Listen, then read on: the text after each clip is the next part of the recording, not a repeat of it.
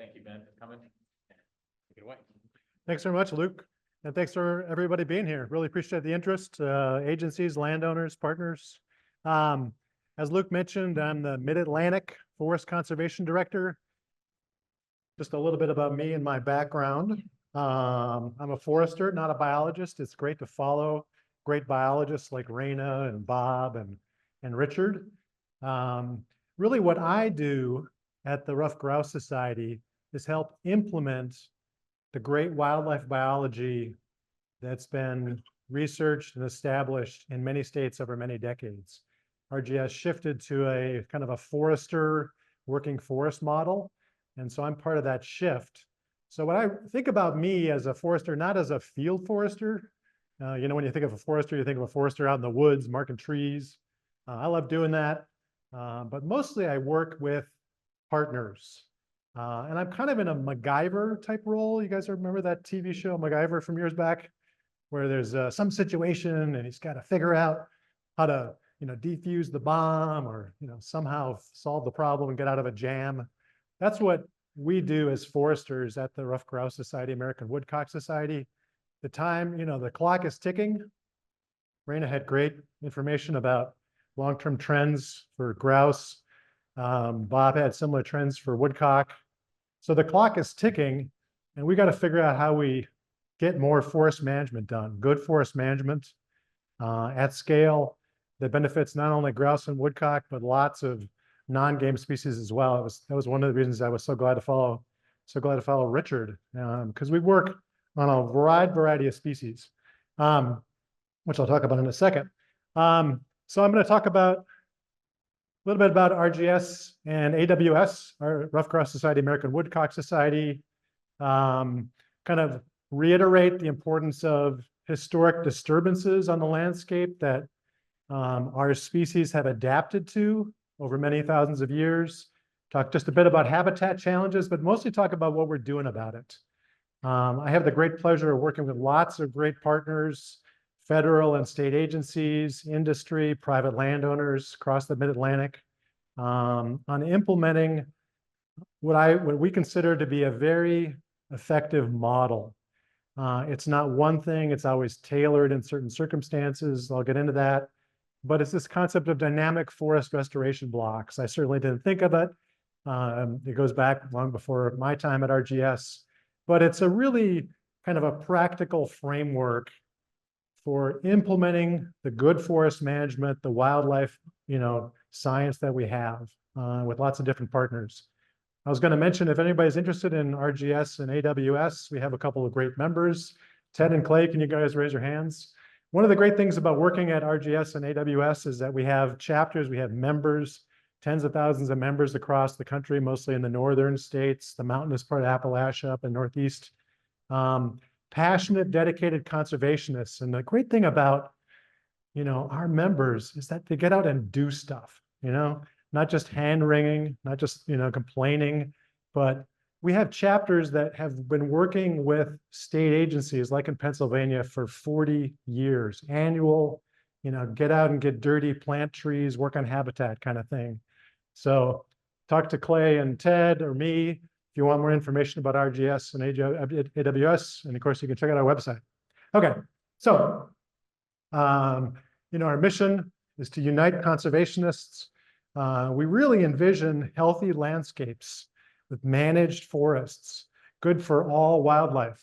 You know, we have 2 species in our name, 2 game species, and we're passionate about them. But it's also about non-game species. We get a lot of grants to do golden wing warbler habitat, which, as Richard and others have said, also benefits other species. There's a lot of overlap. So one thing I hope you take away from this meeting is that it's not just habitat management for one species. The main thing is we do more good forest management. That, I think, is the take-home message, and we try to do it across the landscape, whether it's on federal land, state land, industry land, private, you know, small private landowners. All right, so I'm going to shut up for a second and let you read this, because it follows up directly from what Richard was talking about. It's a good background for thinking about our landscapes.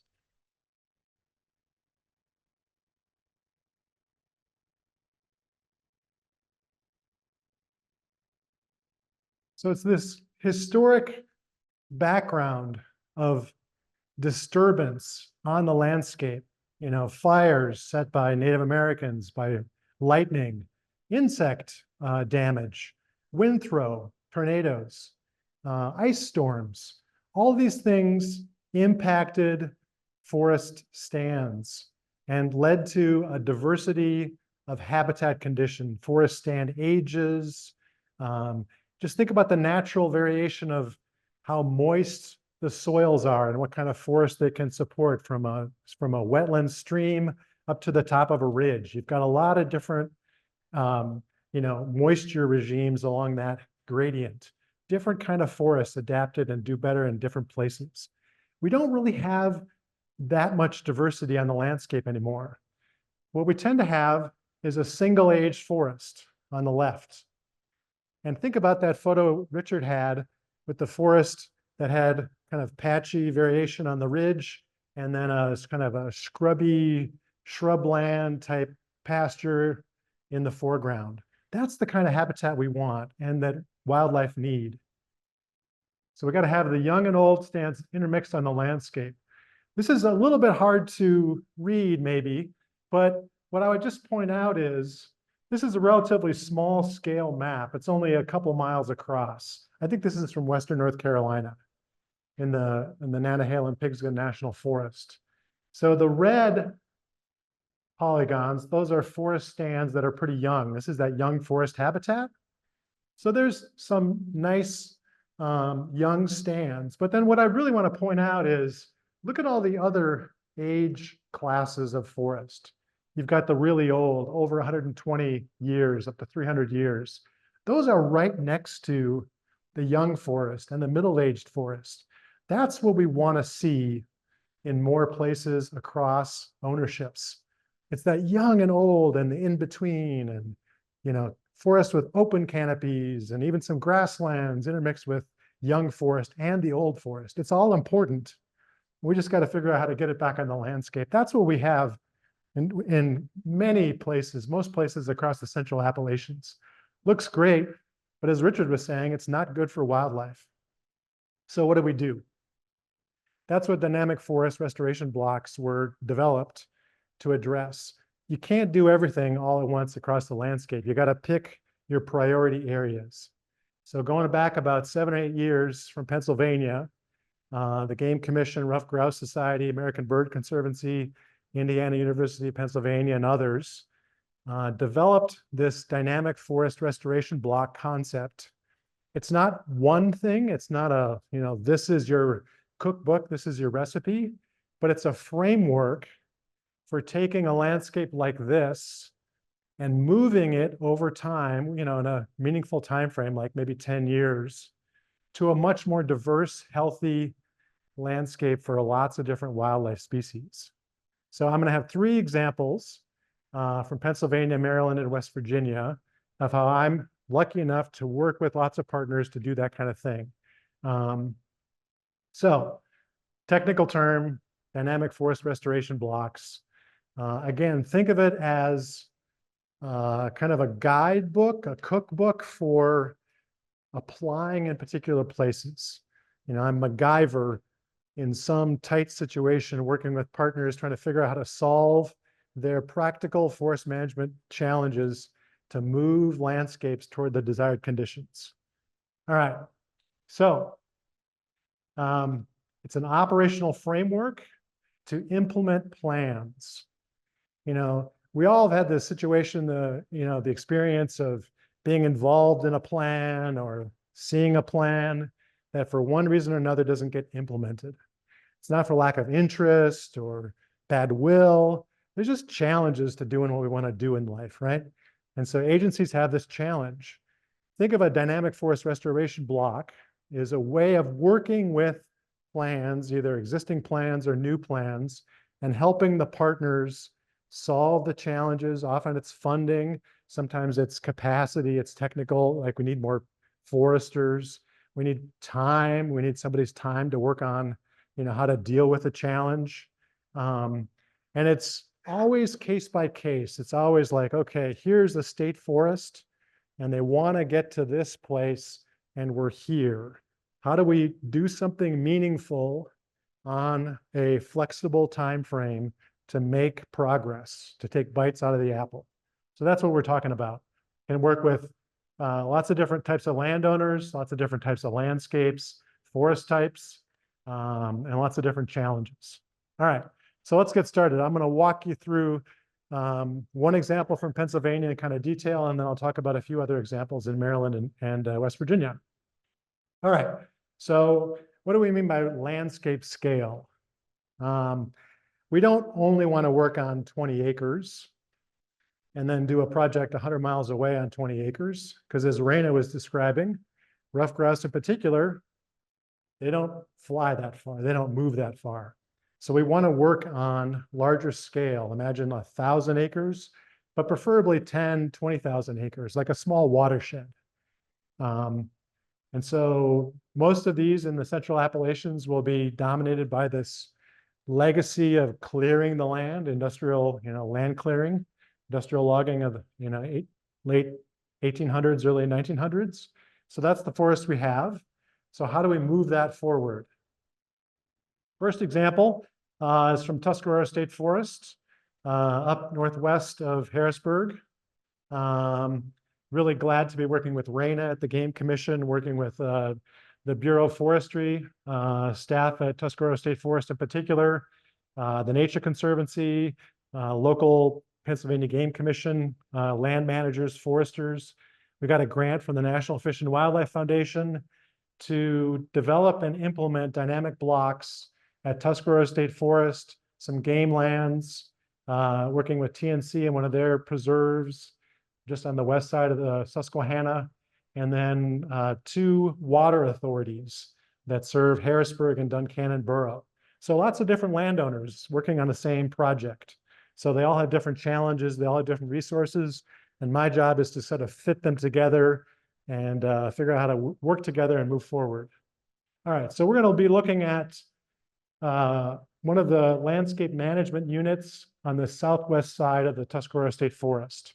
It's called Bowers Mountain. And so they have a plan there to move, make progress and create some young forest habitat, but they have a challenge. This is their plan, but they needed $90,000 to improve the road so that a logger could get in and implement some management. So with funding from the National Fish and Wildlife Foundation, we're getting that money and going to help them get this project done. So that's sort of the first step is what's the plan? What are the challenges? What do we do in the near term, the first 2 or 3 years? It's like a 3-year project. So that's going to help them do a lot of management in this particular part of Tuscarora State Forest. And here's what we got in this part of the Tuscarora State Forest. Most of the forest is in this age class, goes back about 100 years. There is some younger forest, maybe better than some state forests in Pennsylvania, but we want a much more kind of even distribution. We want a lot more young forest and we want more old forests. So we're gonna work on that. All right, so we want to get about maybe 8% young forest after about 2 to 3 years. So the funding that I'm talking about, working across this landscape, is going to let the staff at the Tuscarora State Forest do management they have planned along Dead End Road. There's hundreds of acres there that they can manage. They'll be able to manage, get a logger in, and implement their plan once the road is improved. So that's going to be a good step forward. Maybe not, it's not the whole way, but it's a good, meaningful step forward on getting that 8% of the landscape in young forest condition in the next 2 or 3 years. And then beyond that, getting to about 10 to 15% and maintaining that over the long run. And that's, Raina pointed out, the challenge with this young forest habitat, it's a moving target, right? So you do good forest management in 2025, and that provides good forest habitat 5 to 10 years later, and then it keeps growing. And as it gets older, it provides less of that young forest habitat. So you got to have additional management planned and implemented after that to create this shifting dynamic. So the good forest habitat in 2030, it's going to be good for 5-10 years, but then you need some other habitat work that's going to kind of age into that desired condition. And then it's going to age out. So you need to have some additional management coming. It's a complex challenge. You know, it's not like just protecting certain land from change. You're trying to be engaged long-term, figure out what the forest needs across the landscape and help implement management, deal with challenges. So, okay, another example. West Virginia. I'm currently working with the Division of Forestry, DNR, and West Virginia University on another proposal. It's a good thing I like writing proposals. Another proposal to work on 2 state forests, Calvin Price and Seneca State Forest. The DNR and Division of Forestry want to do more prescribed fire on those state forests. There's a lot of dry oak type forests. Historically, fire were a big part of the landscape, of the ecosystem. Hasn't been much fire lately. So we want to help implement more prescribed fire. So again, funding proposal that would help those agencies implement the management they want, address their challenge. They don't have money for prescribed fire. So we're going to seek about $150,000 over 3 years for them to do hundreds of acres of prescribed fire. All right, Maryland. We have a chapter out in Western Maryland, Ruffed Grouse Society, American Woodcock Society. They've been working with the Army Corps of Engineers at Jennings-Randolph Lake for over a decade. The chapter signed agreements with the Army Corps of Engineers back in 2013, and they've been doing various things, helping the Army Corps implement forest management for habitat, for recreation, for hunting, but also for, help implement their natural resources plan, doing a lot of different things for a long time. It's one of my favorite projects, completely, really, really beautiful lake. It's like an alpine lake. It's a reservoir, flood control reservoir. But our chapter has been doing great things, helping implement forest management on existing stands, but also, and this goes back to what I was saying earlier, these dynamic forest restoration blocks depends on what's present in the landscape you're working on. You don't do the same thing everywhere. In this landscape, you can see there's a lot of bald spots. And a lot of those bald spots are where forest used to be, but there was some surface mining. And because of federal regulations are kind of screwed up, the required reclamation, it goes back to grass. And it's not very valuable grassland habitat. It's kind of exotics planted maybe. So our chapter and other partners have been actually helping landowners restore forests on former mine land. It's quite expensive. This is not your typical tree planting project because you got to go in and like deeply rip the soils to get them aerated, have the water percolate in. But the chapter has been working with lots of partners to actually get forest reestablished, restored on these former mine lands. And that's another way to get young forest established. It's not our preferred way. It's very expensive, time consuming.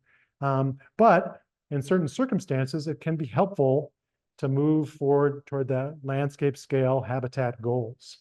So we're currently working with a private landowner who is looking at having his land restored partly to forest. He's going to put some into solar, and his neighbor actually might do the same thing. So just wanted to mention this as an example in a different sort of landscape where there's been a lot of mining, that there's other tools that might be relevant there. All right, I want to end with Pennsylvania. As I mentioned at the beginning, the concept of dynamic forest restoration blocks was developed in Pennsylvania, collaboration between Ruffed Grouse Society, Game Commission, American Bird Conservancy, and others.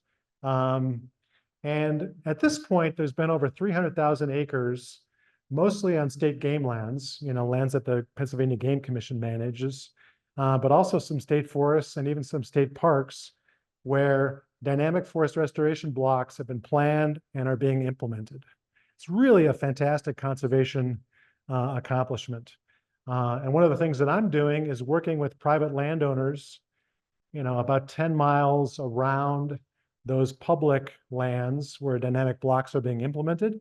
And we've raised money mostly through the National Fish and Wildlife Foundation, 3 different NIFWIF grant programs, the Central Apps program, the Delaware program, and now the Chesapeake Wild program, to work with additional agencies and also private landowners to help them do the kind of good forest management that you've been hearing about this morning. And I think you're going to hear about even more in the next couple of presentations. So I wanted you to leave you with that image because we want to see more success like that in states across the region. And again, it's all wildlife, not just grouse and woodcock. RGS is all about uniting conservationists working across the landscape. Got great chapters and members that are partners working in lots of states. So thanks very much again for coming. May not have much time for questions, but I'll be around all day. So thanks very much.